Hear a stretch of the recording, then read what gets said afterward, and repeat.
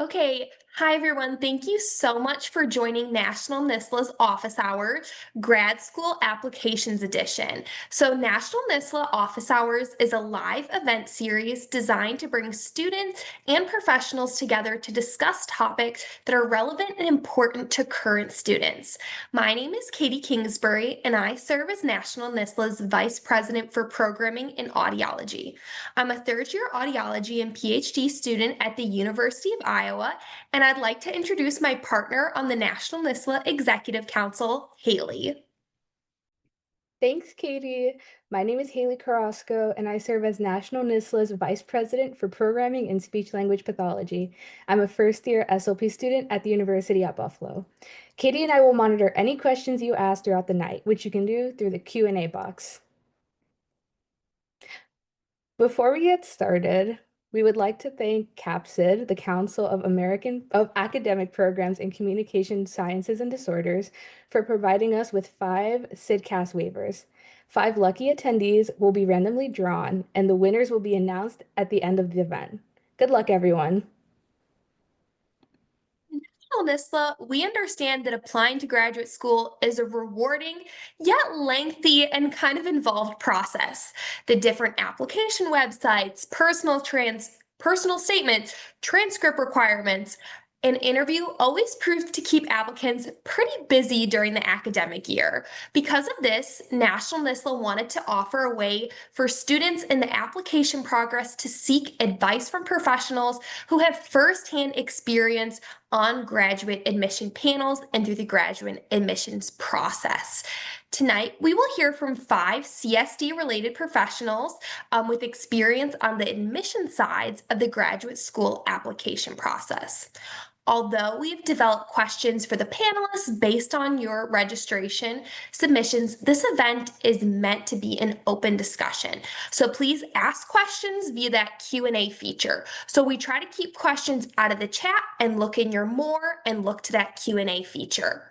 We're fortunate to have a panel of professionals who took time out of their busy schedule to help us all transition into this unique fall semester.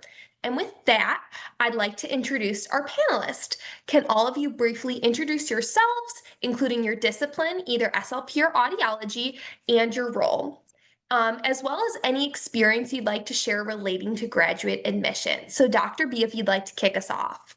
Thank you. Thank you so much. Hi, everyone. My name is Dr. Marissa Barrera, and I currently serve as the Assistant Dean of Health Sciences at the Catt School of Science and Health, where I oversee PA, occupational therapy, medical speech language pathology, and work hand in hand with our Dean of Nursing.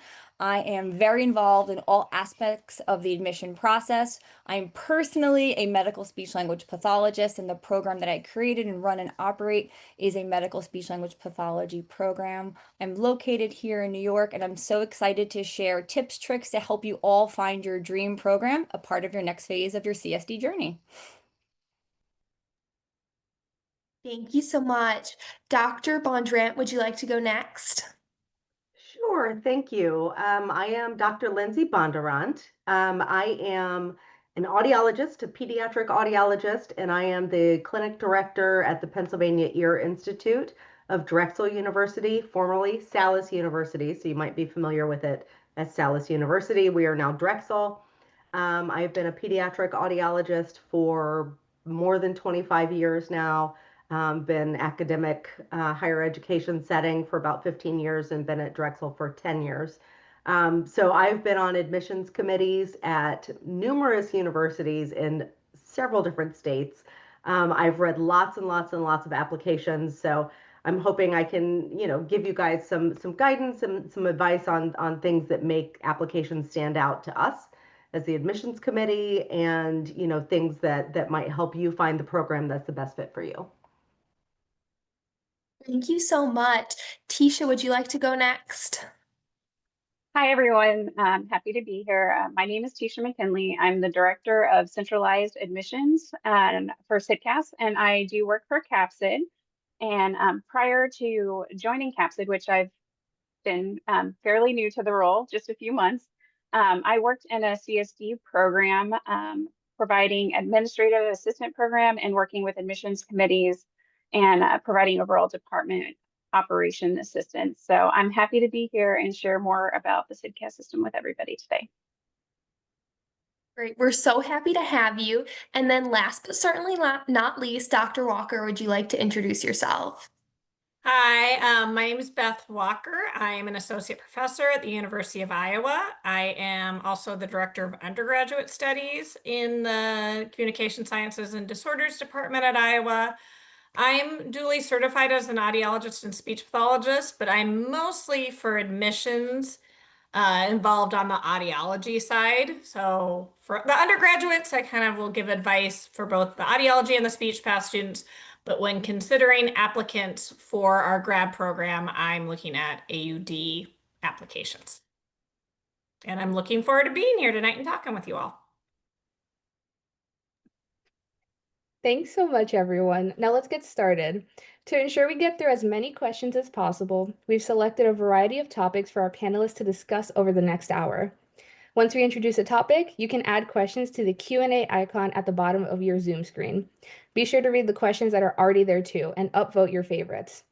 To help us focus our questions, let's do a quick poll and see who's in the room. Using the poll feature, answer question 1. Are you actively applying to grad schools, planning to apply next year, or not sure but here to learn?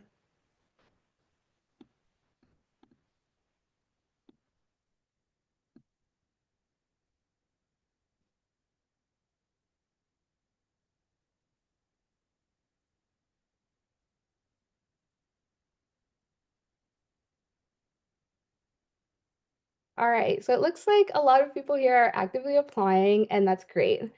And question 2, when do you graduate? Sorry, question 2, when do you graduate? 2026, 2027, 2028, or later?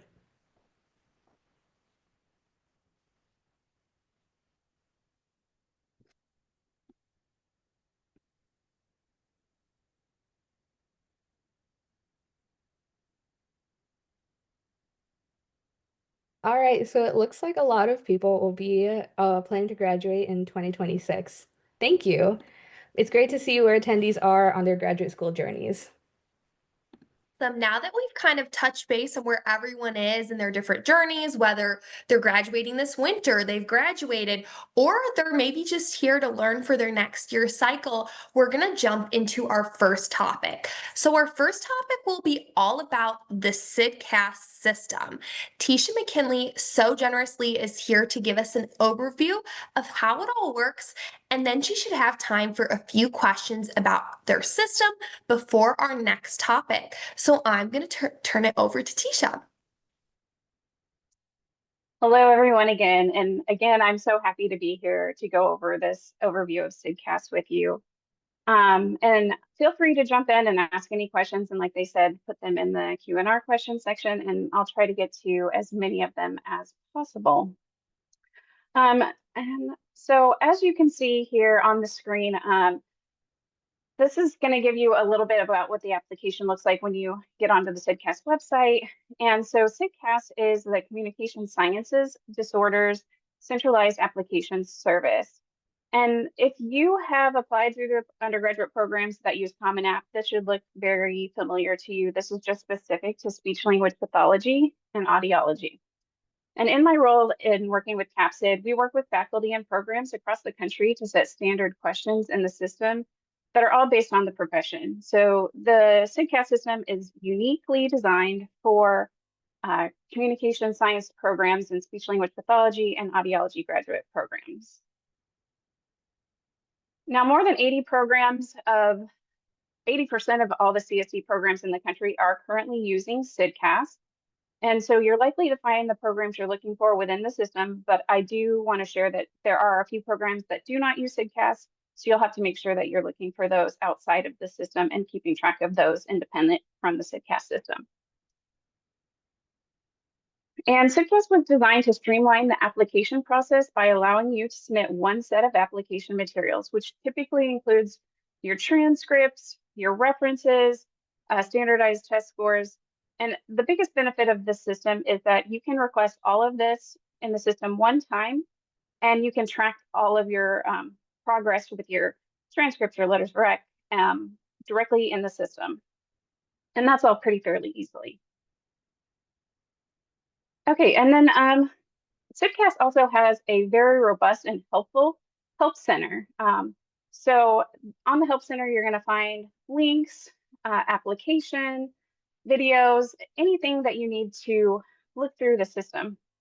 And we also have a dedicated support team that's going to help you through the application process. So you can reach out to them via phone, email, or chat. And we actually have a chat bot on our page once you actually log into the application, and it goes by Cassie. Cassie is actually one of our most used features on CSDCAS, where you can get questions answered directly. And she'll answer any questions and provide you links to the different sources within the Help Center. So if you have specific questions about your application, I would definitely go back to the Help Center, which I believe there should be some links in the chat pointing you to those resources. That's going to be a place for you to get answers about your specific application more independently. Okay, and then another great feature of CSDCAS is that your application information can carry over into a new cycle. And basically what that means, so for those of you that indicated that you're not applying this year, but you're just looking, you can actually go into CSDCAS and start filling in all of your information. And all of that information is going to carry over into the next cycle. And then additionally, if you are applying this year, but maybe you're not getting into your preferred programs, again, all that information can carry over into next year and you can try again. And next slide, please.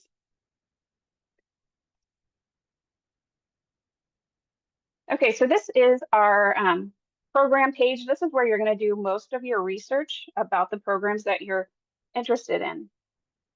And here you'll be directed to the program listing page via the tabs up top. You'll see the add programs. And if you click on that when you're in the application, that's how you'll get to this. And in this page, you're going to find over 300 programs that are in here and listed. That could be programs in speech language pathology, programs in audiology, distance programs, and even leveling programs. And we'll be talking later about how to choose the right program for you, but these are just the tools that are going to help you identify those programs through a filtering system more broadly. And the blue filter button up at the top is something that when you're in the system, you can click and get all the filtering options. And those include whatever location you might be interested in, the schools you're interested in, the program types you're looking for, whether it's an SLP program or an audiology program, whether it's a distance program, a residential program, or a program that offers full or part-time. Another feature that we added this year in the search is you'll be able to filter the programs that require all of your CSD coursework to be completed before matriculation into the program, or by programs that you can actually take your leveling courses as part of their master's program. So that's a new feature in there. And then really this page is just going to give you a lot of ways to look for your ideal programs. And the way they'll filter in is a nice little display. And once you know the programs that you want to apply, you'll just click on the plus sign by the programs and add them to your bucket. And this is a critical step in order to start building your application, which we'll go over next. And then before we move on to the next slide, I just want to share something on this page that's important for you to keep track of, and that is the deadlines. There's a deadline definition and a deadline date. So CSDCAS is open from July 15th to July 1st, and this is run on a 50-week cycle. Every program has designated their own deadlines within this cycle, so it's very important that you pay attention to the program deadlines and the definition for their deadlines. And that definition deadline does refer to what each program requires when you're submitting your applications. So for example, programs do use one of 3 color-coded indicators to communicate this to you. And that just means that some programs might require you to just submit your application by the deadline. And typically that's that's a blue color code. Some programs may require all materials to be received by the deadline, and that's an orange color code. And then some programs will require everything to be received, but then also fully verified by CSDCAS by the deadline. So with varying deadlines of each program, we do highly recommend that you submit your application well in advance, because this is going to give you time in case you notice you've made a mistake or an error. You can have time to go back in there and fix it before the deadline. So just be aware of those and make sure that you're getting everything put in there in time. This is definitely not something that you want to wait until the last minute to do. You want to get this stuff started ahead of time. And next slide, please. Okay. So this is the main application portal for the page that you'll see once you log in. And this is where you're going to spend a lot of your time building your application and going back in and referring to everything. So there are 4 quadrants on this page, as you can see. And the first 3 quadrants, which is the personal information, academic history, and supporting information section, those 3 quadrants contain standardized questions that are going to be shared across all programs. And that includes information such as your biographical details, transcripts. There's a section where you'll manually enter all of your coursework. And then there's a space to list your experiences. And those experiences are something that you would typically find on your CV or resume. And along with that, you'll also be able to enter information about your guided observation hours. It is important to know, and I just wanted to share this with you, that when you're filling in your experience sections, do make sure that you're filling in those thoroughly, because there are some programs that may not require or even ask for a CV or resume. So you want to make sure that that information is already listed in your experiences and you've given enough of a description about that to speak to the reviewers. So even though it's in 2 places, it's very important. And the key point for all 3 of these quadrants is, again, that all of this information gets shared with all of the programs, but you only have to enter it once. So you're not going to have to keep going back into different programs and filling this in. So I'll come back up to the transcripts, but let me just talk about this program materials quadrant. This is the 4th quadrant. And as you have been building your application and identifying programs and adding them to your bucket, you'll now be able to see these in this program materials quadrant. And within that, you'll be able to see what each program may require separate from the standard application. This is information that's going to provide you with those specific requirements that each program has. So that may be, they may require a CV or a resume. The programs may require personal statements. The programs may require you to answer program-specific questions, or even list the prereqs that they require that you'll have to match up. So those are different things that programs might have you submit in addition to the standard application. And as you add more programs, they'll appear here in your program materials. I do highly recommend that when you're in your program materials, you're also reading everybody's homepage, because there's a lot of information from every program that talks about their own process, their own unique process.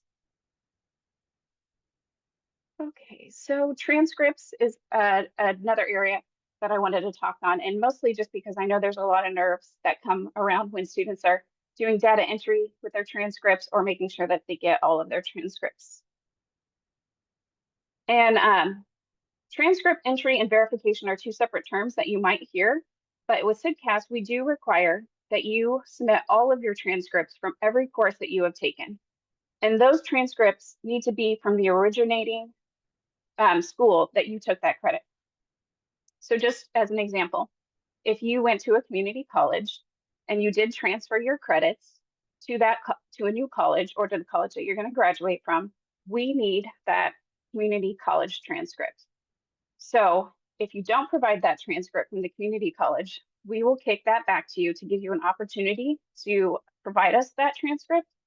But in doing that, it does also delay the process just a little bit.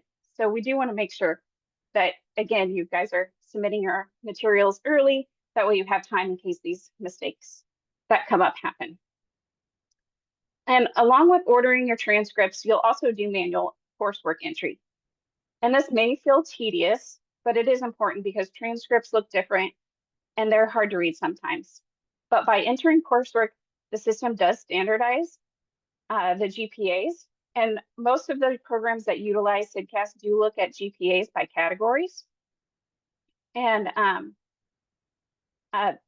some of the programs that are using these GPAs by categories are either looking at in-major GPAs or even sometimes GPAs from the last 45 or 60 credits.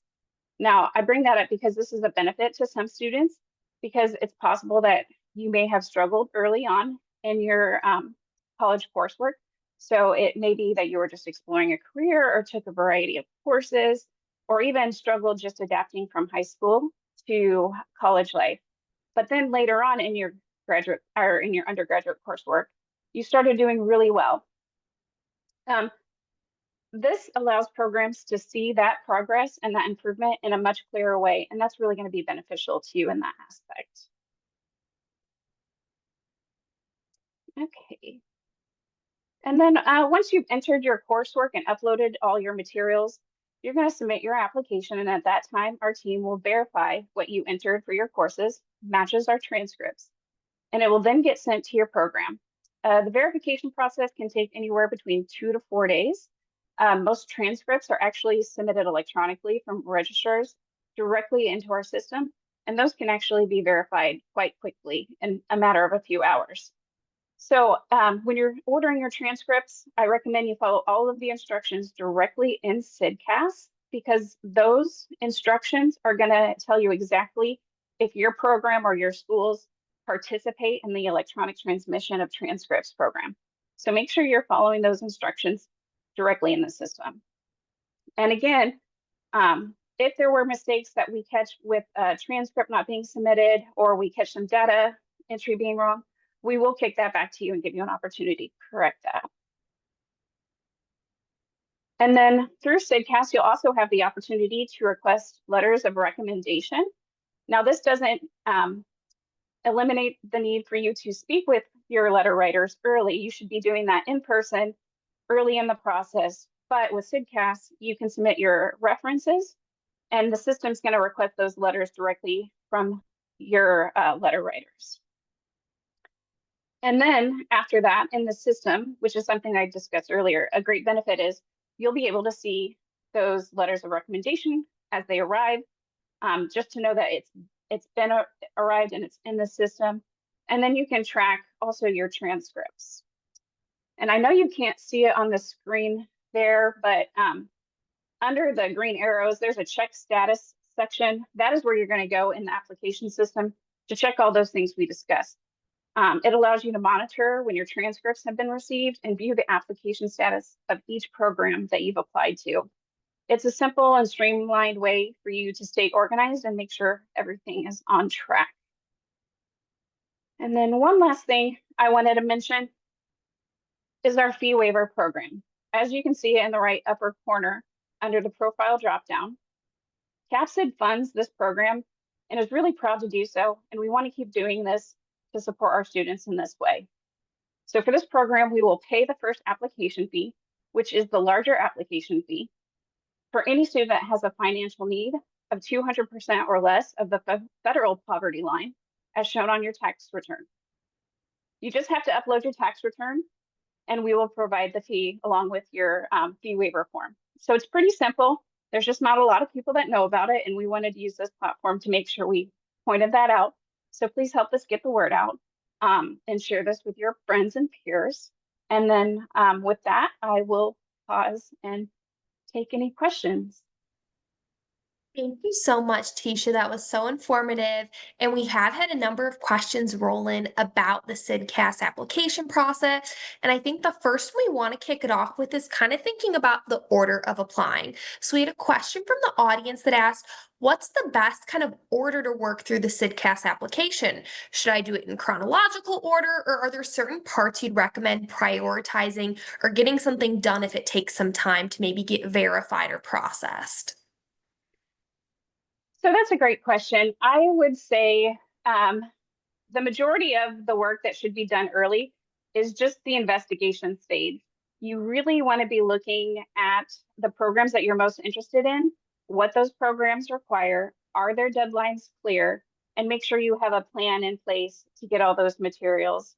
And again, that just falls into if you have to have more than one personal statement, you don't want to be waiting till the last minute to go in there and then provide what you thought was one personal statement when another one is required. Outside of that, you also want to be investigating, if I had mentioned earlier, the transcript ordering. Not all programs do participate in the electronic transmission of transcripts. So when you're in CSDCAS and ordering those transcripts, there's a way to search if your school does participate with both programs that are in there. And if your school does not come up, well, that means you have to mail it. And we all know how snail mail goes. So that is something you might need to do early in the process. And I'm sure this is probably a question that's going to come up, but it relates to this. When you are ordering transcripts, a lot of students also wonder, should I wait till I have my fall grades? And that is a very valid question. Some programs do require those fall grades, but they may accept them through the academic update that CSDCAS offers. So the academic update period begins on December 15th. And after that time, that's when you can provide those fall grades. So again, I still think it's critical and important to request those transcripts early to make sure that they're all in and they've been received and verified by CSDCAS. But then the academic update allows you to get those fall grades in. Thanks so much for that clarification. I think we have another question Haley's gonna kick us off with now. Yes, we do. It's in relation to leadership, and the question is, how can applicants add NSSLHA board positions and other leadership experiences to CSDCAS? That's a great question. So that is something that you would put in your supplemental supporting information section in your application. There's going to be separate places for leadership experiences, volunteer experiences, as well as achievements. And so you'll want to get those added to that section in the supporting information section, and just respond to that thoroughly, explain the information, because again, you can't rely on your CV to explain that, because some CVs don't really go into detail. And again, some programs don't ask or won't allow you to submit a CV. So it's important to make sure that's fully transparent in your application. Perfect. Thank you so much for that really thorough kind of guide of where do we need to be going? What should we be highlighting? Because it's true. Some programs ask for that CV where others don't. So we don't want students to be caught up in that situation of they thought, oh, I should have highlighted this and I have it on my CV or resume. This Absolutely. next question we have relates kind of back to that transcript with our data entry. So a student requested and asked when they're filling out their data entry for classes, if they can't find the right class name that matches theirs, what do you think would be a good suggestions for this situation? They gave the example of like a hospitality and tourism class. They can't find a good correlate within the system for entering. Yeah, so when you're doing coursework entry, again, this can be stressful for students, but it's really not going to be too complicated. And there is a wizard that is in the system that will guide you through that process and making sure that you're putting in the right courses with the right information. And this question seems to be more directed towards prerequisites, which are from that you submit in your program materials quadrant. And that this one is not a clear cut and dry answer. I apologize. Because what we need you to do and what the programs are looking for you to do is best identify what you feel meets that prereq. Now, every program is going to may have their own separate interpretation of whether that course meets their prereq or not, and that's on their job to do. So I would best match it as you can. A lot of the programs under these prereqs do actually provide a slight description about the courses they're looking for. So if they're looking for a biology course, you'll see a description that it can be any animal or human biology courses, no plant courses. So that kind of gives you a guide as to what you need to put and match up to that course. Now, I do know audiology courses can sometimes be challenging to match up as well. So if there's a hearing disorders course, try to find one that you have that in the course description, because that's what's going to help the programs once they start verifying prereqs, make sure that course actually does meet that prereq requirement. All right, thank you so much. We had a question about logging guided hours. This student says when it comes to logging clinical guided hours, they have them documented, but they're all logged into a sheet with the owner's signature. How would this be verified in CSDCAS? So that's a great question. We actually do not verify in CSDCAS guided observation hours.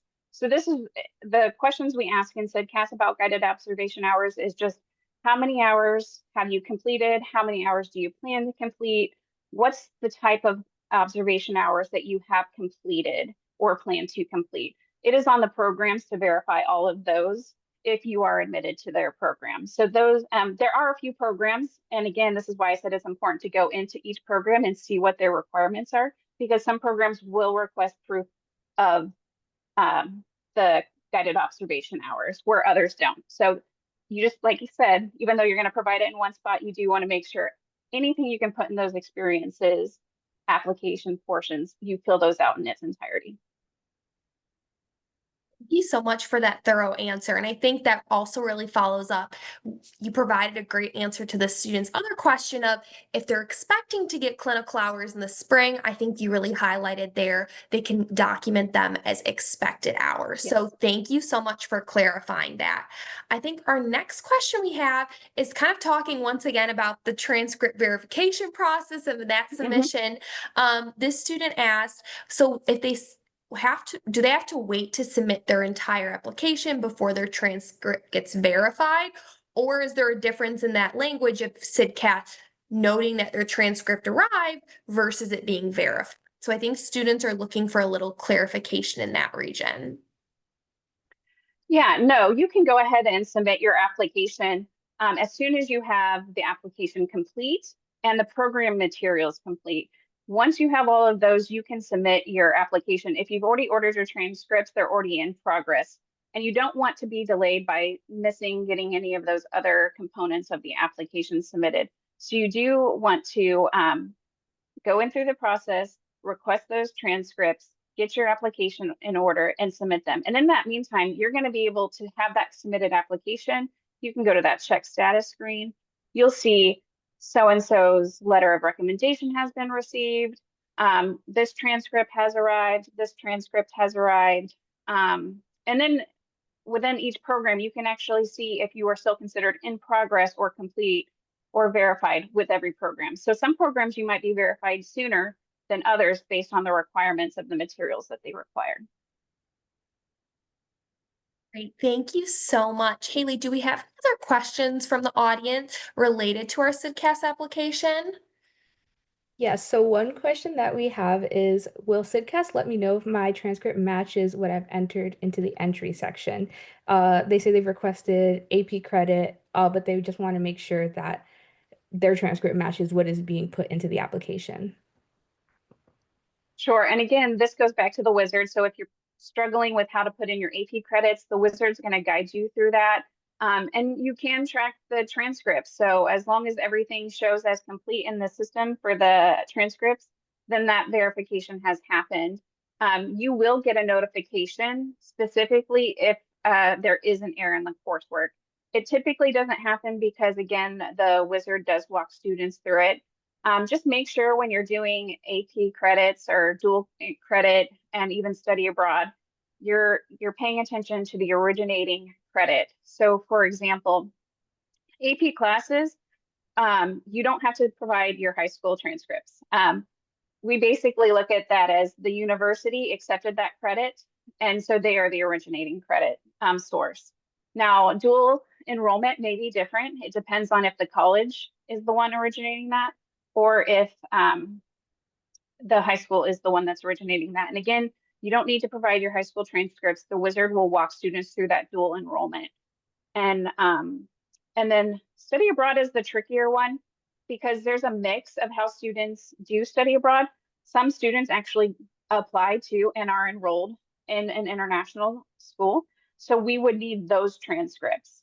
Now, if your university is the one that hosted that study abroad program, that would be the originating credit grantor. So you'll just keep that transcript in there.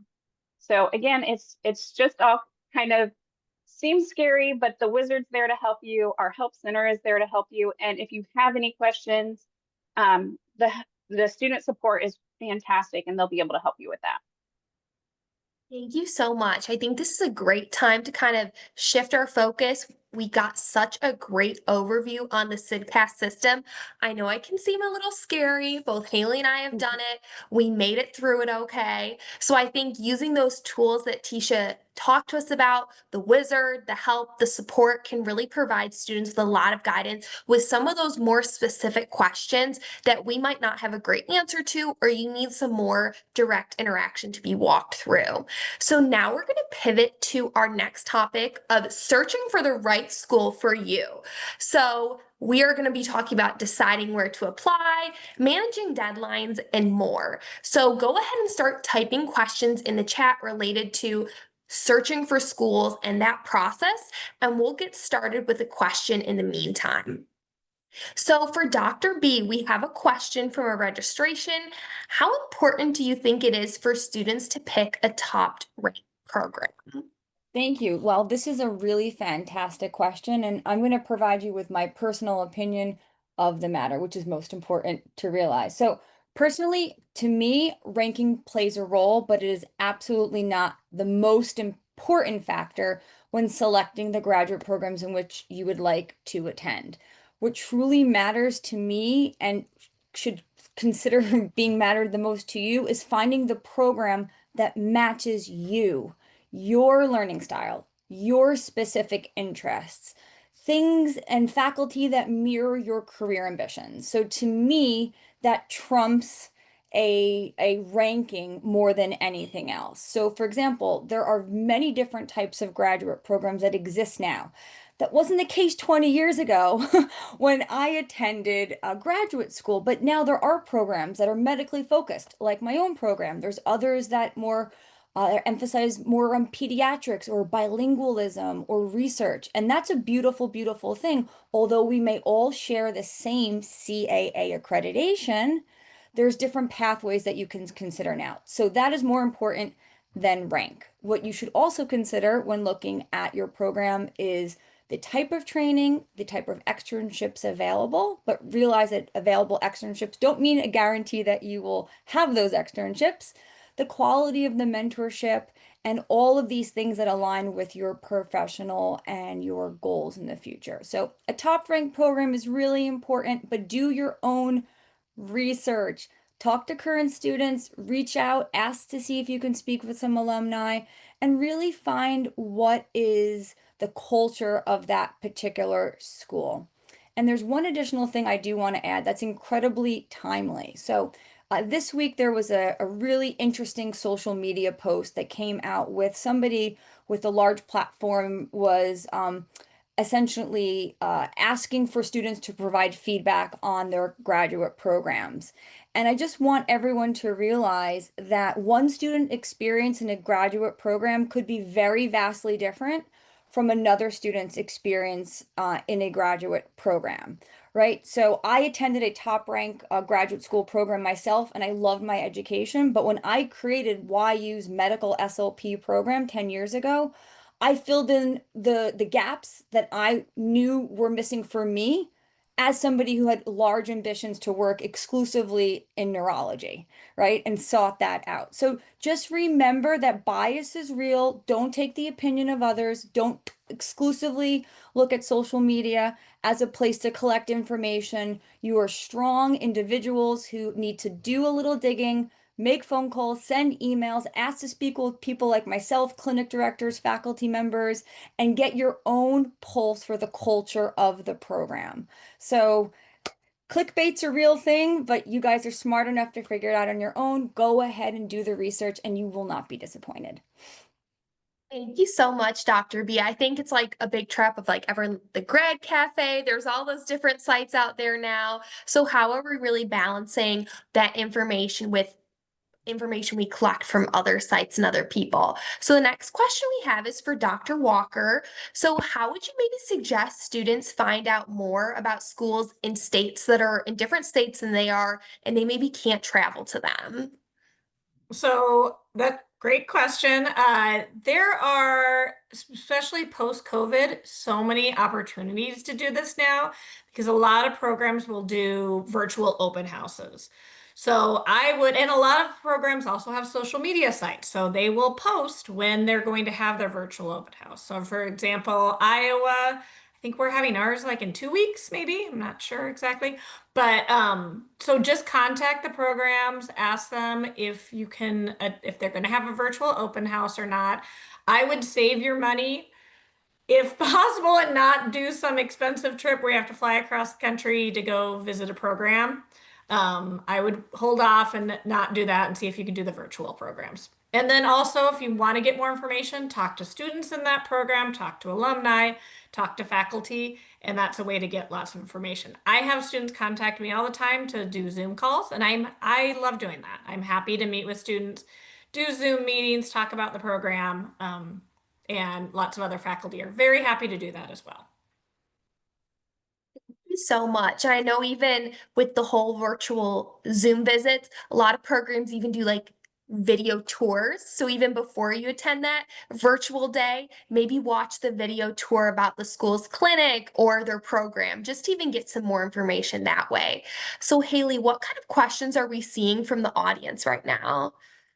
One question we're seeing is how do online and in-person grad programs differ in terms of classes and clinical experiences?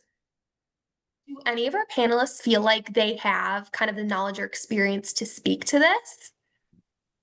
I can because I have all these modalities currently in under my leadership. So I operate a full-time online program, a part-time online program, and a hybrid residential program, which they have very little time on campus, meaning consolidated class schedules, allowing for greater clinical experience. So I can only speak to the programs in which I'm affiliated with, but and I know many other friends in PD roles who may share the same thing. For us, the only difference is the actual learning modality. Our classes are the same amount of time. Our classes happen to always be synchronous live. It's same faculty, same textbooks, same syllabi. I cannot speak for all programs, but I am very, very well versed in many programs that have similar methodologies to the ones in which I employ as dean and program director. So often it's just about the difference of learning modality, and very seldom will you see fundamental differences. And that's because, once again, going back to CAA and accreditation, our programs must meet standards of accreditation no matter what the learning modality is. So just think about that. And these are great questions, beautiful questions to send a program director or faculty member if you are trying to make a decision between those two. Thank you so much. So for Dr. Bondurant, what is an appropriate number of schools to apply to? And should you have a certain number of safety schools? Ooh, there are so many possible answers to that. And bottom line is, I don't think there's like a hard and fast number. So when I applied to I only applied to one graduate school, or I'm sorry, I applied to two, and that was it. And that was a very different time. And now when undergraduate students ask me for letters of recommendation, oftentimes they're applying to 10 or 15 or more schools, which is very different than what I came along with. So I don't think there's, from a admissions perspective, I don't think there's too many that you could do. I'm not going to look down on a student as an admissions committee member specifically. I'm not going to look down on a student who's applying to 100 schools versus just my school. That said, I think you would be very wise to take a step back as a prospective graduate student and, like Dr. B said, think about what's important to you as a graduate student and narrow down that pool a little bit. So, I think a lot of times the recommendation is have, like, a reach school that you think might be a little beyond, what you are confident that you can get into, but you'd be surprised at how much you can set yourself apart with your application and how much, admissions committees are willing to look at the big picture. as opposed to just numbers. So definitely apply to one or two programs that are like, I would absolutely love to go there if I got in. And then, a handful of programs that you feel, definitely these are in my sweet spot. They're where I want to be. I feel like I can afford them. And in terms of safety school, I mean, if you have a safety school, I guess it would be silly to not apply. So you have, for a lot of schools, you have to pay for your application. So that's where it pains me, as someone who understands keenly the financial burden of being a student. When I see students who are applying to 15 different programs and there's fees associated with all of that, that's a lot. So I would say narrow it down, but you really have to kind of feel like, or like you're doing the right thing for you. So personally, I would recommend to my undergraduate students, I wouldn't apply to more than 10. I think that's excessive to go above that, but ultimately, what you can do and what you can afford to do, nobody's going to stop you. Thank you so You so much. much for that answer. So, Haley, what other things are we seeing from the audience right now related to kind of making our school roster? One of the questions that we got was, how do you determine if a 3-year audiology program is better than a 4-year audiology program for you? So, Dr. Walker, Dr. Bondurant, do you have any thoughts on this? Maybe what students should consider in weighing the two options? Yeah, I definitely, I have thoughts about everything. I'll just tell you if you ask if I have an opinion. I think what you really need to look at, there's a cost benefit ratio of comparing 3-year to 4-year programs. So if you're looking at two programs, a 3-year and a 4-year, and they're both accredited, you will, in theory, leave that program with the same amount of knowledge, no matter which one you go to. You can pass the praxis, you can get your license, you can do what you need to do.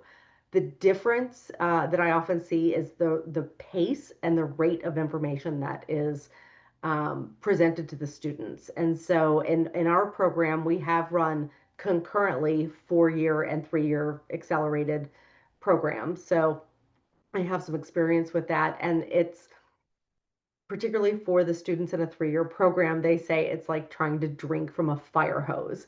You are taking in an absolutely enormous amount of information and trying to process it really quickly. And there are some students that really thrive in that environment. I think undergraduate CSD program or students are definitely used to a high pressure environment, but it is a lot of information. So if you feel like as a student you prefer to have a little more time to practice and be in the lab and spend that time, with the equipment and really take your time to learn it, and practice, then a 4-year program might be a better choice for you.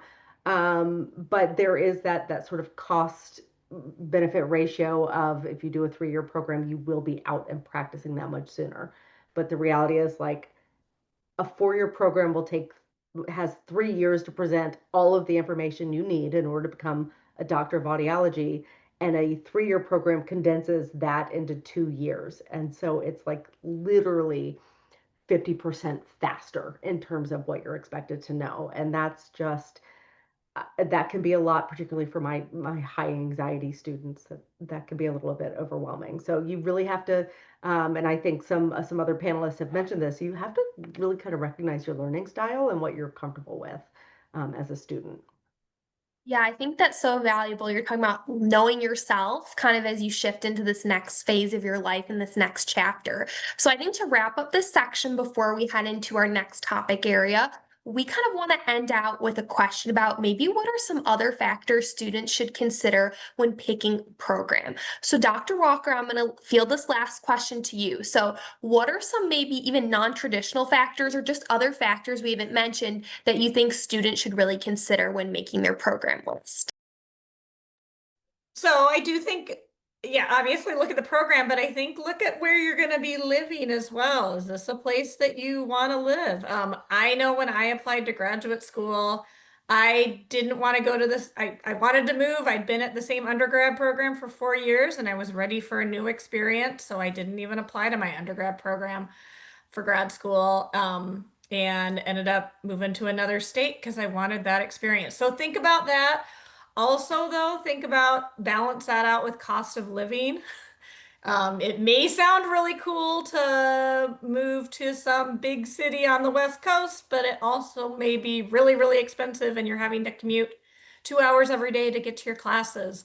So those are also, yeah, just like what's your work, your school life balance going to be? I mean, honestly, you're not going to have much school life balance when you're in grad school. Just be realistic about that. But yeah, what is your quality of life going to be? Wherever you decide to go to graduate school. So I think that is a really important thing. I can think of a million other things, but I don't want to ramble on, so I'll let somebody else take it. I think that was kind of a great way to shift into our next topic, thinking about maybe what are some other things we're considering outside the program. But then our next section we're going to be talking about is focusing on resumes and CVs. So this is kind of something we touched a little bit on within the CSDCAS application, but a number of programs require a separate submission, or if you're applying to schools not in the CSDCAS system, how are we going to best represent ourselves on and our experiences within that material. So as you begin to type your questions in the chat related to resumes and CVs, we'll get started with a question from our registration. So Dr. Bondurant, what are opportunities and maybe job experiences that you think would boost an applicant's resume? So we can answer this twofold. What are some things that you think those applying should really highlight or get involved in? And then for our students that aren't in those application cycles right now, the ones that are here a little early, what are maybe some opportunities you think they should seek out or really focus on? Um, it's a great question, and I think a great thing to consider. For me, as a long time admissions committee member, I would encourage you to consider what are the things that most of the students applying to a program are going to have already on their application or on their CV. So to be honest, I expect almost every applicant to be a member of their NSSLHA chapter in undergrad and to be involved with some of those things. Um, and so to me, because I see so much of it, I set that aside. I think it's great to be involved. You get lots of experience. I highly recommend it. I think it's great that you guys are doing that. But from admissions committee members, since I see it on every single one, I kind of set it aside. And I look for me personally, I'm looking for a little bit more leadership positions, whether that could be in the Greek system, that could be in student organizations, that could be in a number of different places. So I think leadership, seeking out additional opportunities, which is not necessarily what you think. So for some students that might mean I sought out a research lab and I wanted to learn more about this topic or be mentored by this particular person, and I spent additional time doing that. For other students, it might be I worked while I was in school and I learned to balance keeping my grades up with also the responsibility of being at a job a certain number of hours per week. And to me, as somebody who worked my way through undergrad, I have a lot of respect for students that can balance that job with being in school and maintaining the kind of grades that you need to get into an audiology or an SLP program. So I think kind of taking a step back at your life and looking at what are the things in my life that are likely to be on every single application, right? Most applications we see are competitive in terms of, grades, and they took a lot of the same classes and were in some of the same organizations, and that's great. Don't leave it off. That is important. But what are the things that set you apart? And it might not be what you expect. It could be taking care of an ailing parent, and that's not going to be on your CV, but it might be in your letter of intent. But trying to find those things and highlight those things. I will say, just as a side note, when it comes to CVs, please, I encourage you to run your CV past your undergrad professors or whatever professors you can find. I see a lot of CVs where it looks like people spent a huge amount of time on formatting in all kinds of fancy fonts and blocks and this and that and the other thing. And it's like you you spend so much time on that, I can't really see the content. So get some guidance where I think all of us are happy to. First of all, we've all been there. We were all undergrads. We were all graduate students. So we're happy to give you some advice in those areas. But think about what's going to set you apart, and it might not be the thing that you think. So what are you proud of? Thank you so much. We do have a few questions coming in, and one we're seeing a lot of is resume length. So how long should a student's resume be? And also, do we have any thoughts on 1 page versus 2 page? So, Dr. B, I'll have you, if you feel like you have some thoughts to provide on this, I'd love to hear what you think. Sure, I just also put this in our Q&A. So once again, I'm explicitly providing my opinion. To me, it's about quality. So I would rather see a quality, well-written, well-organized CV or resume that is 2 pages than one that doesn't fully explain the work or the social or the volunteer or the academic history of my applicants that's been squeezed into 1 page. But this kind of also piggybacks into another thing you should all be aware of. If an application implicitly gives instructions and it says, only submit 3 letters, and I answered this earlier as well, only submit a 1 page, do follow those instructions, because I look to see, can potential applicants follow instructions as a prerequisite skill for graduate school? So this is why I keep coming out with all these little disclaimers and providing like my opinion as somebody who's been in higher education 18 years and has worked every faculty position now upwards to a dean. I'm telling you, follow the rules, follow the laws of the application. But quality to me is always more important than quantity. So to me, the 1 page rule is a little antiquated, unless of course it says otherwise, then follow those rules. Great, thank you so much. I know that's always students are like, 1, 2, and I think you gave a great answer of let's follow where it says, and then how are we really focus on highlighting our student strengths. So one of the other questions we have within our Q&A, a number of themes come up on maybe what job or volunteer experiences are maybe not as necessary to include on the resume, or some things we should think about removing from our resume as we apply to grad school. Does anyone on the panel have any thoughts they'd like to share? Dr. Walker, do you have any thoughts, or anyone else? So I wouldn't, unless you have some really applicable experience in high school, I wouldn't include jobs from high school. But I wouldn't. I'm with Dr. Barrera here. I would rather see length. I would rather see a resume or CV that shows the scope, the breadth and the depth of what you did in your 4 years in college or beyond that, than taking things out. I mean, I can go through and kind of sort out what I'm looking for and stuff, but I wouldn't worry that much about like if you worked multiple jobs in college, put that on there. We need to know that information. So, another thing that advice I tell our students at Iowa is do not have somebody in the business school look at your resume because they are not looking for the same thing as what we are. So, like Dr. Barrera said, have somebody in your own programs, one of your undergrad professors take a look at it.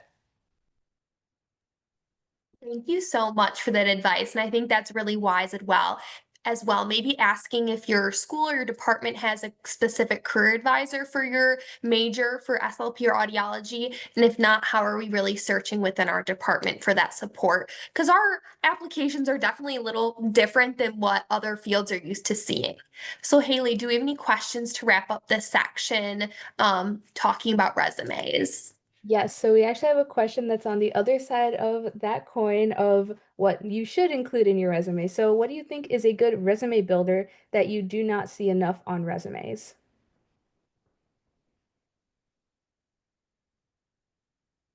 Dr. B, do you have any thoughts you'd like to share? I'm like trying to gauge. I'm like, who looks Yeah. like they're thinking of a good answer over there? I think no, this is a really great question and it's really insightful. Can you restate it just one more time so I can clarify my thought, please? Yeah. The question is, what do you think is a good resume builder that you do not see enough on resumes? Interpersonal skills. And this integrates into other things that I see in letters of recommendations and personal statements, but I want to know about who you are as a person and if you have volunteerism or hobbies or interests or things that you do that show your interpersonal skills, your empathy, your care for humanity. That matters. I know your grades. I have a CSDCAS application. I have other things to verify who you are academically, but I think your resume or your CV, and in tandem with a personal statement, is a real place to appropriately and accurately sell yourself. I say that very clearly. Let's hear that all together. Redundancy is key for learning. Accurately represent yourself. Don't make something more elaborate that it's not the case, right? A truth and quality is the cornerstone of our profession and it's a part of our code of ethics. But including things that show who you are as a human being, I think is really helpful. That definitely catches my eye and it would make me look twice at an application. Please, somebody else help me. It's kind of what I'm thinking. Other esteemed That's colleagues. a really good point.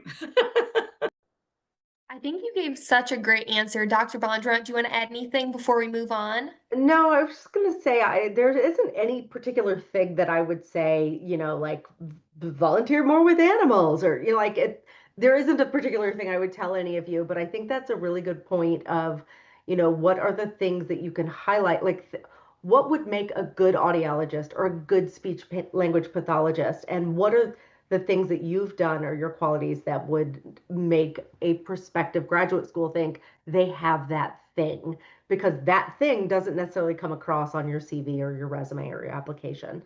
And my students who are asking me for letters of recommendation, I do ask them, think about that, whatever that one thing is, or those couple of things that happened in clinic or in class or in interactions that I can highlight that set you apart from the other applicants. If you came to, Special Olympics Healthy Hearing and helped screen athletes with intellectual disabilities, remind me that you did that.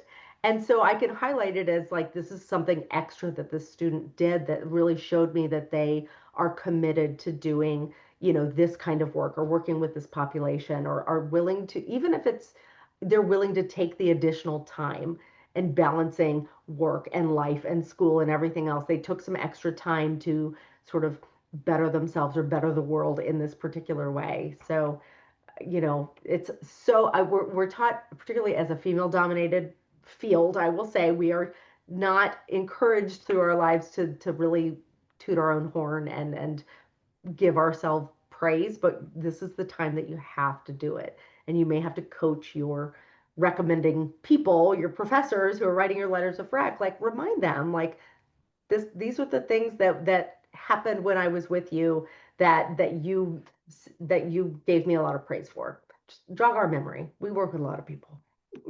I think that's such a great point of how we can maybe use some of those other supporting material outside. We're like, oh, this experience isn't really something I would put on my resume, but how are we really using our letter of recommendations and really using those connections that we foster throughout our undergraduate school to work on talking about those different relationships we've developed. And as you said, our professors work with a lot of students. So if they don't remember something, it's not rude. They probably just see a lot of students. So how can you maybe talk to them about it as well? So now we're going to shift kind of from our first we have a resume, and now we're going to talk about personal statements. So for our first question, I'm going to field this to Dr. Walker. To you, as someone who reviews applications, what do you think makes a personal statement really stand out from others? This is like the $1,000,000 question everyone's dying to know. So give us your thoughts on this question. So I am pretty opinionated about personal statements, I will say. I'll tell you the thing I don't like, and I tell every student this: I hate the word passion. do not put the word passion in your personal statement because everybody wants to say, I am so passionate about the field of blah, blah, blah. And I will, and sometimes they'll put it in the personal statement 3 times. So try to find a different word than passion, because when I'm reading 80 personal statements, I don't want to see that word 1,000 times. That's my rant that I always tell the students. The other thing I just want to see, I am looking, is an example of their writing skills. So it is truly like, I am looking to see how well written is this? Did they proofread it? I have had seen letters of personal statements before that clearly they did not proofread it. It's got typos, it's got grammatical errors. You need to proof it, and then have multiple other people read it as well. The other thing I'm looking for, aside from just kind of basic writing abilities, is how, I'm trying to think how to say this exactly. Does it seem genuine to me? A lot of students, and I have no problem with this, but a lot of students want to tell a personal story about how they got interested in the field. But I've read some letters before from students who asked me to read their letters before they applied, and I'm like, did this really happen to you? Like, really? And sometimes you can kind of tell that it's kind of like the resume. Like they may be exaggerating something or sometimes it seems like they're making up a story. So make sure it's something that you're being genuine in your personal statement, because that can really shine through if you are giving us like the reason why you're so interested. The last thing I'll say about personal statements that I like to look for is, um, do the students, it doesn't have to be like, I know I want to do this specific thing in the field of audiology or speech pathology, but do they kind of have an idea of areas that they're interested in, or what they may want to do, or what they're excited about learning about when they're in graduate school and beyond that? And I know things happen in grad school and you can totally change your mind, but I like knowing or seeing in the letters that the students have kind of some idea of what the field is about. So anything like that is nice to see as well. Thank you so much. So we have another question that really piggybacks off that one really well. I'm going to field this towards Dr. B. So if someone's interested in working with a particular patient population, should they mention those interests in their personal statement, or would that make students less appealing to certain schools? So what are your thoughts on that? Sure. So I think this also goes back to the type of schools that you're applying to, right? One of the things that has changed vastly as I age myself in the last 20 years is that there's a lot of tracks and programs that have subspecialties that are beautiful across many different interests. So I think if you are applying to a program that is research focused or bilingualism focused or has a renowned faculty in working with students with ASD, then if it's a match, it's a match, and that may be helpful, but also show that you're open and realize that even though I self-identify as a tried and true medical SLP, we share the same qualifications to treat cradle to grave across our lifespan. And that's really important. And I don't even lose sight of that. And I'm as far on the medical SLP side as you can get. So I think it's your interest, the programs that you're applying to, but also indicating that you have a not a passion, but an appreciation and an understanding for the breadth and depth of what we get to do with such amazing autonomy in rehabilitation medicine and science. That is good. So flexibility, but also some things that you are interested in. And this also goes to PhD programs. That is not our topic, but I applied to a PhD program thinking I was doing trachs and vents and laryngectomies, and I am a multiple sclerosis certified specialist.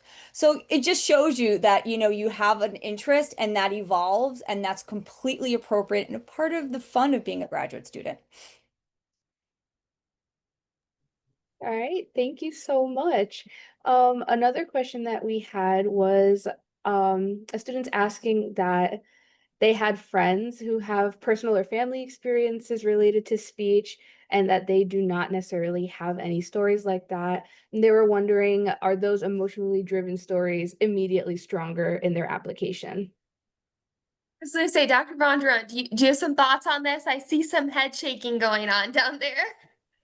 I suspect at least Dr. Walker and I have similar thoughts on it. I mean, those stories are they're nice, and I certainly don't have any particular bias against those stories, but it really does not play one way or the other. It doesn't make any particular student seem like a stronger applicant to have a story like that. I personally came into this with no direct connection to audiology.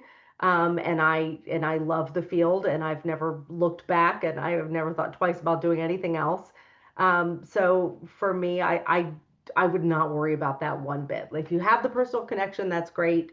If you don't, do not worry about it. Talk about what does draw you to the field. Again, not what makes you passionate, because we hear the same thing. And I will tell you, along the same lines of what Dr. Walker said, I hear all the time, I really want to help people. Okay, that's great. That's kind of a given. So tell me something different. But yeah, tell me what draws you to the field, and what you think you can bring to it. That's as compelling as anything else. Thank you so much for those great answers. Really about focusing on how students can be genuine and really highlight themselves in that personal statement. Because I think that's a big thing schools want to see. They really want to see the students for who they are. So the next topic we're going to shift into now is interviews. So you've written your resume, you've submitted your personal statement, your applications are in, and now it's time for resume season. So to start us off, we have a question, and then so start putting those questions about interviews in our Q&A section. So Dr. Walker, how do you think students can stand out in a group interview without coming off as overbearing? So some schools do have that group interview component, and how would you recommend students approach that? So I'm going to say full disclosure here. You guys had sent me some of the questions ahead of time, and I saw I got this one, and I was like, ooh, I don't know how to answer this one. So I did ask Copilot what they thought the answer should be. And Copilot gave me a very good answer. If you are in a group interview setting, be an active listener. Don't interrupt. That is a really good way to come across as overbearing, is if you're trying to kind of override what other people are saying. So listen attentively, nod, show good eye contact. If somebody else makes a comment and then you kind of have a space to say something, maybe agree with what they said and then transition into what you want to say. I think just use it. Honestly, now that I think about this as I'm saying it, this is a great question because it does kind of show your people skills, your communication skills. How do you communicate in a group setting? So just I would say go back to what my mom would say and use good manners. Thanks so much. So I think those can be really tricky settings for students. So that was some great guidance for them. Kind of zooming back out to maybe a little more general, Dr. Bondurant, how do you recommend that students best prepare for an interview? Or what are your kind of top tips for preparing for those interview stages? Um, I think, I mean, one, there's some really great resources online. And so even I myself, in applying for faculty positions and different professional positions, refresh my memory for like what kinds of things are likely to come up in an interview by literally Googling it and thinking through how I would answer some of those questions. So I think in the realm of ChatGPT and Gemini and all of these different things, this is a great chance to practice and just give that prompt. What kinds of questions should I expect in an interview for a speech language pathology or an audiology program? I think thinking over those things in advance, and you're almost always going to get, why do you want to be a speech language pathologist or an audiologist? What drew you to this? Why do you want to go to this school in particular? What are your strengths and weaknesses? Like, what are the things that are going to make you successful as a graduate student? I think my guess is those are pretty universal questions in interviews. So thinking about it in advance, um, I will say we know as faculty members and admissions committee members, we know you're nervous. So it's okay. Take a deep breath. Again, we've been there. We're not out to get you. We're predisposed to want to like you. So be yourself, be genuine. But I think thinking about some of those common questions in advance will definitely help you prepare for that. And my number one piece of advice for an interview is come with questions. Write down some questions about the program, the location, what the student experience is like. I mean, there's again a dozen different questions, but I'm always impressed by a student who comes with questions written down. Even if they're like, oh, you already answered these as I was doing, but I did want to know more about blah blah blah. That's fine. Even if I already answered it, let me know that you prepared. Versus the students like, nope, I have no questions about your program. Like, that's a little sus. So I would, yeah, those are my pieces of advice on the interview. I think, Kaylee, if you want to field this question, I think you led perfectly into it, Dr. Bondurant, about one question we're seeing a lot from the audience. Yeah. One question that we're seeing a lot of is what are good questions to ask the interviewer at the end of your interview? So, Dr. B, if you'd like to give your thoughts on this question. Yeah, absolutely. I think it's important that you ask a question that shows that you have researched the program and their faculty. Not every program has prolific research. Some do, some do not. So that's will be program specific. So I think that's really important. I also think it's really important that you ask about student outcome data. I spoke about this earlier in the chat box. You know, I keep talking about the same old, but as a PD, as a program director, it is my role and responsibility to ensure the accreditation of my 290 students across all 10 cohorts I have, right? So accreditation requires all of us here to publish our outcome data. It's a beautiful thing that CAA requires of us. So ask about outcome data, and it's published, but if you have questions about praxis, passing rates, or timely graduation, or questions about how students may request accommodations, or anything at all about how does the faculty work with students with varied learning styles, or anything like that. Those are great questions to save for the end. You can cross-check what you're reading on the website with the people who write the information for the website, and then dig into those things that are individual to you. Any student who ever interviews at YU will know that I will say, I have dyslexia, and it took me a really long time to figure out my learning style, but here I am, PhD and 2 master's degrees later, it clicked. You know, you have to know to ask to advocate for yourself. So those are just my thoughts on to be transparent and to fact check and to get the information that really matters, once again, to you and you alone. Thank you so much. I think we've gotten a really great scope from our resume process, personal statements. We hit the interviews a little bit. Now we're going to open the evening to answer kind of as many remaining questions as we have, as well as some that came in before the event. So, one question we've seen a couple of times is about students that are coming from non-SLP or AUD backgrounds. So, Dr. Walker, what advice would you have for non-traditional students applying to either SLP or audiology programs?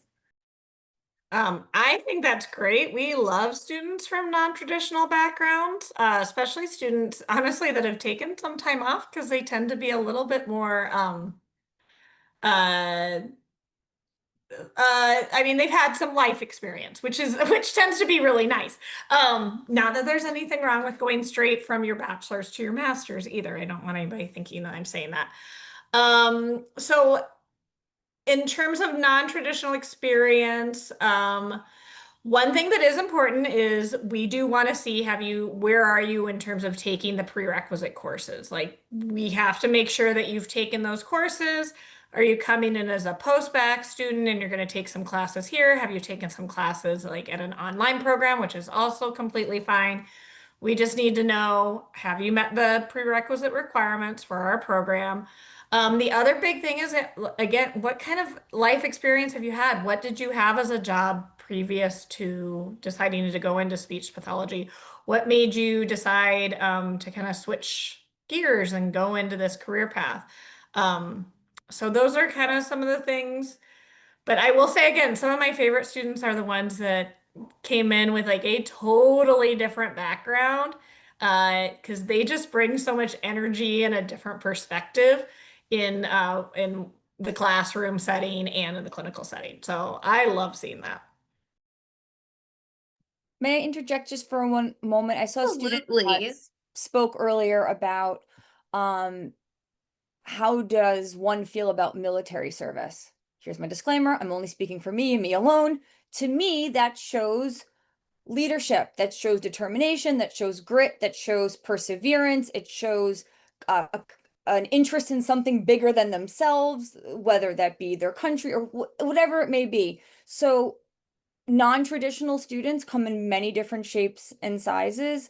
And I think students would be amazed by the number of quote unquote non-traditional students that are out there. I mean, like I said, I can read upward of 1,000 applications per year for our program. And I should look at the numbers. I will look at the numbers.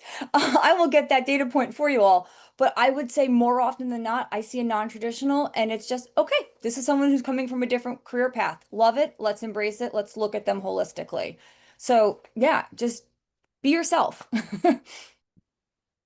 I love that strong, yes, we want you. We want to see students from different backgrounds. And I feel like a lot of different programs feel that way. So thank you so much for really providing students that encouragement. Haley, what kind of last few questions are we seeing? This will probably be one of our last ones for the evening. All right, one of the other questions we got was, what should students keep in mind when asking professors for a letter of recommendation? I'm going to pass this over to Dr. Bondurant. It's a great question. I get asked for lots and lots of letters of recommendation. I think, well, your thinking has to start a little bit sooner than the moment of asking for the letter of recommendation. So of all of the students that ask me for letters of recommendation, there's students that I've worked with frequently that I again, as I mentioned, like either I can remember or they can remind me of some specific things that they did that was, helpful or interesting or went above and beyond or anything else. Like if a student has done those things or can remind me of those things, it's super helpful. So taking, like in those months or a year leading up to your request for letter of recommendation, try to develop a relationship with some faculty members in your program. And that does not mean being like fangirl, fanboy, hanging on our every word, being a sycophant. But just trying to go above and beyond a little bit helps a lot. Again, when somebody comes to me for a letter of recommendation, generally I ask them to remind me, like, which classes of mine did you take? What grade did you get in those classes? Remind me of some things that you did outside of class with me or with another professor that, can help shine a positive light on you. I think all of those things are super helpful. Be respectful and know that when we write letters of recommendation, it's a labor of love for us. We want to support you as you apply to graduate school or you apply to externships or jobs. But it is additional, it's additional to our workload. And we do it because we want you to be successful. But that means be respectful, be kind. It is not something that you should be demanding of your professors. And if a professor tells you no, or tells you, I'm not sure I can write you a good letter, take that. Um, there's a lot of ways to take it, but we never mean it to be mean. We never want to hurt you. That is never, ever the intention. But it might just mean we don't feel like we can write you something that's going to reflect as well as what you need in order to get to graduate school. To be honest, it might mean I'm not sure the graduate school is the right step for you right now. And that's a hard thing to maybe hear if a professor is telling you no, or I'm not sure I'm the right person for this. But sometimes you have to ask yourself those hard questions. But generally speaking, we're happy to do it. Just respectfully ask. And I tell all of my students, do not be afraid to remind me as your deadlines are coming up. I get sidetracked by glittery things, shiny things, whatever. So just remind me, and I'm happy to make sure that it happens for you. Thank you so much for that really helpful kind of recap and reminder, and really reminding students that, our professors are people too. How are we respecting their boundaries? How are we also helping them to help us succeed in the future? So, thank you everyone so much for sharing. This has truly been such a wonderful discussion about how we're helping students get through the CSDCAS application process, preparing all of our materials, getting to that interview, and ultimately choosing the grad school that's right for you. In just a moment, we'll share how you can contact our amazing panelists from this evening, as they've so generously shared their contact information. So we're now going to announce the winners of our CSDCAS fee waivers. We have our 5 lovely winners. So if you are one of our 5 winners, congratulations. Hopefully this is one step to help making your CSDCAS application process a little bit easier. So National NSSLHA and CSDCAS will follow up with you via email to send your waivers. So congratulations once again.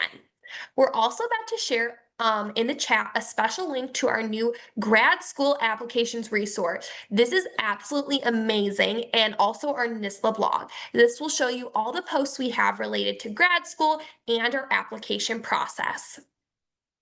This is an amazing tool that students can use, and we really encourage you to do so. So be sure to also check out National NSSLHA's other fall events, including our IDEA work group event next week, as well as our upcoming events focused on resumes, the praxis, and more. So please register to join us for those events. We also want to encourage any of you here to attend the virtual grad school fair on October 15th. If you are attending the ASHA convention in DC, there also will be an in-person grad school event fair there as well. So we have some opportunities for you to connect with grad schools in this coming season. We want to remind you of the benefits gained when you join National NSSLHA. 2026 membership is now available, as undergrads members are eligible for cash awards, giveaways, just like tonight, scholarships, and you can also apply for national level student leadership opportunities. Another great thing to put on your grad school resume. You also get journal access as well as discounted convention registration. You can even join our SIGs with a discount. If you're interested in applying for National NSSLHA membership but are facing challenges with obtaining it, consider applying for our member scholarship. Thanks to donations, we are able to provide students with free memberships. And last year, we gave away nearly 70 membership scholarships to our students. The application is now open at the bottom of our membership page. The National NSSLHA undergrad scholarship application is also open. We'd love for you to share with your chapter members about our undergraduate scholarship. It's open to National NSSLHA members who are undergraduate sophomores and juniors. We have more information about the scholarship on the NSSLHA website, so please encourage all undergrads to know that you know to apply.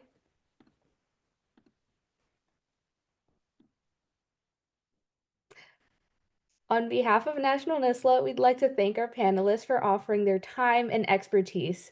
They've each provided the best way to get in touch. Feel free to screenshot this info, but we ask that you only contact them via the means listed here, as we know they have very busy careers and lives to manage. This has been a wonderful discussion. It's only with the help of our dedicated members that the CSD community continues to thrive.